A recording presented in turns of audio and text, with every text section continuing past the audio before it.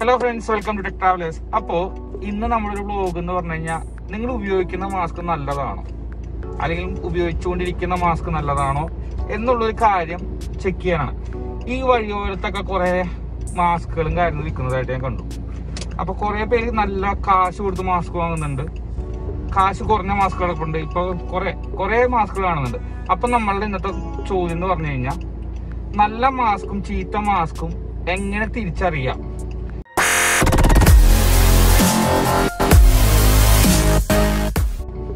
എന്നുള്ളതാണ്. അപ്പം നമ്മൾ ചെയ്യാൻ പോകുന്നത്, നമ്മൾ ഇന്ന് വഴിയോര കച്ചവടക്കാരുടെ നിന്ന് മാസ്കുകൾ വാങ്ങുന്നത്. നമുക്ക് നോക്കാം എങ്ങനെയായിരിക്കും. ഓക്കെ, അപ്പൊ എന്തായാലും ഈ ഒരു വീഡിയോ നിങ്ങൾ കാണണം. അത് നമ്മുടെ സുരക്ഷയ്ക്കാണ്, അപ്പൊ അതിനു വേണ്ടിയിട്ടാണ്.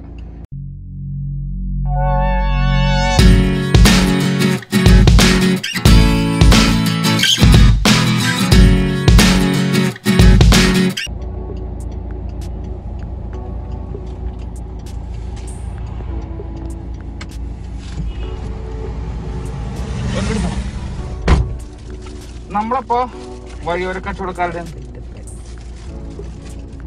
ഒരു മാസ്കിന്റെ വില 20 രൂപയുടെ മാസ്കാണ്. അതേപോലെ തന്നെ ടോമി ഫിംഗ്ലറിന്റെ ഒക്കെ ഉണ്ട് കേട്ടോ. ടോമി ഫിംഗ്ലറിന്റെ മാസ്ക് ഉണ്ട്, അങ്ങനെ സ്കൂബിയുടെ, അങ്ങനെ കുറച്ച് മാസ്കുകൾ. ഒരെണ്ണത്തിന് 20 രൂപയാണ്. അപ്പൊ നമ്മള് ഇപ്പൊ ഞാൻ വാങ്ങിച്ചെടുത്ത് 3 എണ്ണം ഞാൻ വാങ്ങിയിട്ടുണ്ട്.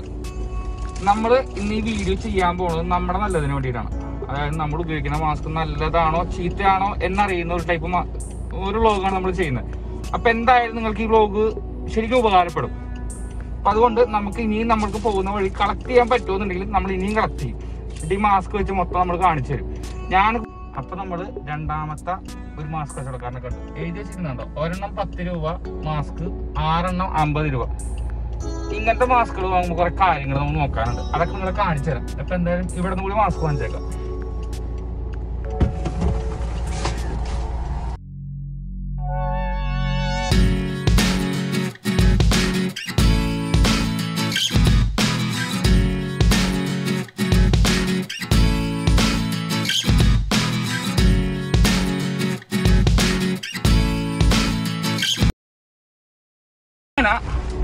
ആറെണ്ണം 50ന്റെ മാസ്ക്, 6 50 രൂപയുടെ മാസ്ക് നമ്മൾ വാങ്ങിച്ചിട്ടുണ്ട്. നമുക്ക് എന്തായാലും നമ്മൾ പിന്നെ നമ്മളെ കുറച്ച് കാലം നോക്കാനുണ്ട്. അപ്പൊ എന്തായാലും നമ്മൾ പുറത്തുനിന്നുണ്ടെങ്കിൽ നമ്മൾ സാനിറ്റൈസർ ഒക്കെ ഉപയോഗിക്കാം, നമ്മുടെ ഹെൽത്തിന്റെ കാര്യം തന്നെയല്ലേ.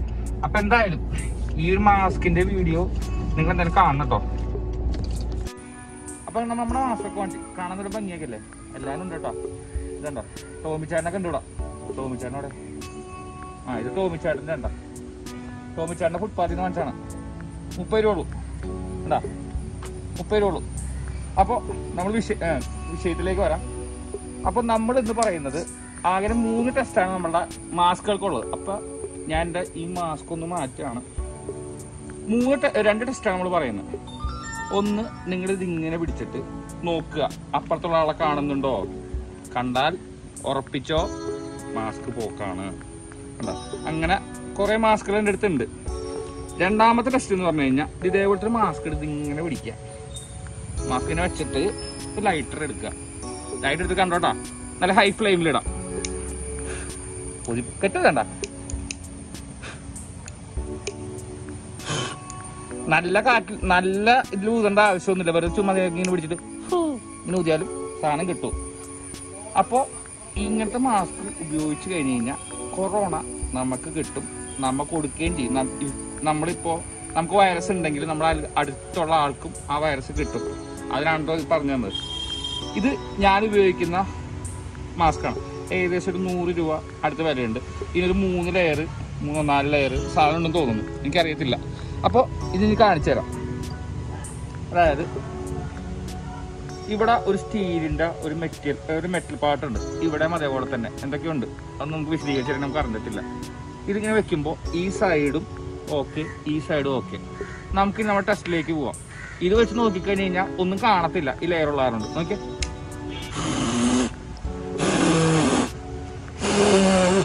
എത്ര ഇതിൽ കിടയമില്ല, കണ്ടോട്ടോ. ഒന്നും കൂടി, ഇത്രേ ഉള്ളൂ ഇതിന്റെ കാര്യം. അപ്പോൾ ഇങ്ങനത്തെ മാസ്ക് വെക്കുന്നതിന്റെ ഗുണം അതാണ്.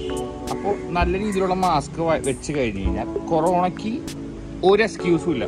കൊറോണ വൈറസ് എന്ന് പറയുന്ന സാധനം എങ്ങനെയെങ്കിലും നമ്മുടെ മേത്തേക്ക് കയറാൻ നോക്കുകയാണ്. ഇപ്പം നമ്മളും ഇതേപോലെ വൈറസ് ബാധയായിട്ട് നിൽക്കുന്നതാണെങ്കിൽ നമ്മുടെ വീട്ടുകാർക്കും നാട്ടുകാർക്കും കൂട്ടുകാർക്കൊക്കെ അത്രയും കൊടുക്കാൻ നമ്മൾ മതി. ഇപ്പോൾ ഫസ്റ്റിലെ ഇപ്പോൾ ഒരു വീട്ടിൽ 4 പേര് 5 പേരാണ് ഉള്ളതെങ്കിൽ അവർക്ക് ഇതൊക്കെ വാങ്ങാനായിട്ട് ബുദ്ധിമുട്ടായിരിക്കും. അപ്പോൾ ഫസ്റ്റ് ഇൻവെസ്റ്റ്മെന്റ് എന്നുള്ള രീതിയിലല്ല നമ്മൾ നോക്കേണ്ടത്.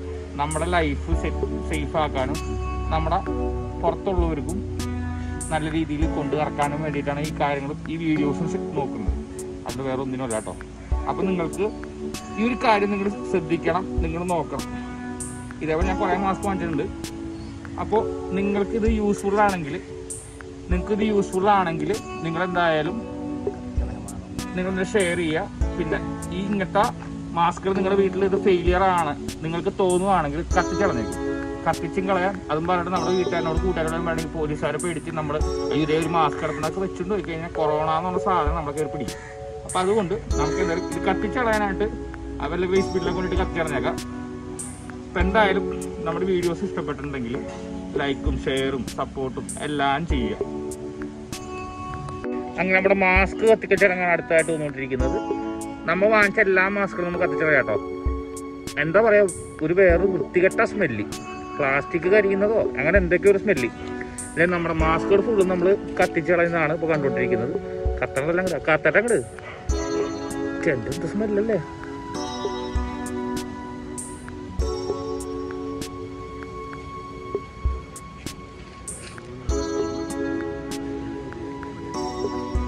ഈ മാസ്ക് നമ്മൾ കത്തിച്ച് കളഞ്ഞത് വേറെ ഒന്നുകൊണ്ടല്ലോ, ഉപയോഗിക്കാത്തതും ഉപയോഗിക്കുന്നതൊക്കെ ഒന്ന് തന്നെയാണ്. അതുകൊണ്ടാണ് ഇത് കത്തിച്ച് കളയുന്നത്.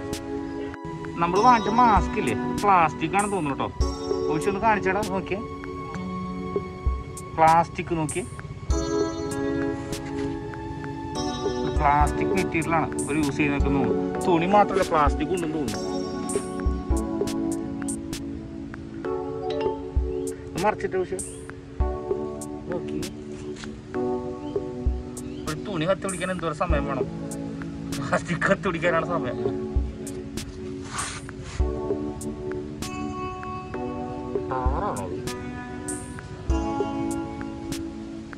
എന്തായാലും